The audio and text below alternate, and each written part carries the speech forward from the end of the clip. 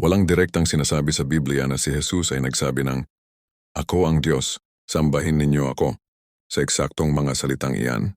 Gayunpaman, gumawa si Jesus ng maraming mga pahayag at kilos na nagpapahiwatig ng kanyang pagkadiyos at humantong sa kanyang mga tagasunod na sumamba sa kanya.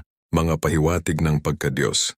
Gumawa si Jesus ng mga himala at nagbigay ng mga pahayag na tanging ang Diyos lamang ang maaaring mag-angkin. Halimbawa, pagpapatawad ng mga kasalanan.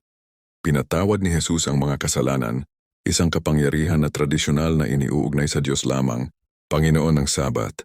Inaangkin ni Jesus ang autoridad sa Sabat na itinuturing na nilikha at sakop ng Diyos. Kapangyarihan sa paglikha.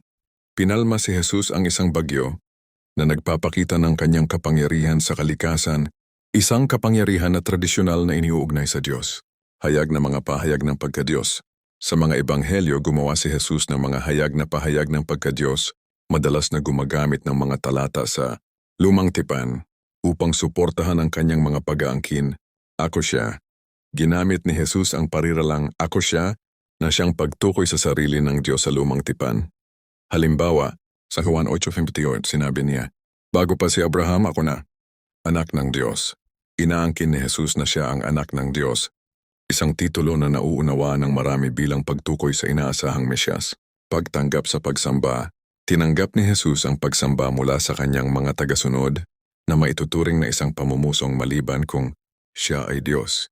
Ito ay maliwanag sa mga talata tulad ng Mateo 23 at Mateo 28:17. Kontrobersya at pagkondena. Ang mga pahayag na ginawa ni Jesus ay nagalit sa mga pinunong relihiyoso ng mga Hudyo na hinatulan siya dahil sa pamumusong. Ito ay dahilagang mga pag-aangkin ni Jesus sa pagka-Diyos ay nakita bilang isang paglabag sa monoteistikong sistema ng paniniwala noong panahong iyon. Sa konklusyon, habang hindi ginamit ni Jesus ang eksaktong mga salitang, "Ako ang Diyos, sambahin ninyo ako," ang kanyang mga kilos at pahayag sa buong mga ebanghelyo ay malakas na nagpapahiwatig ng kanyang pagkadiyos at humantong sa kanyang mga tagasunod na sumamba sa kanya.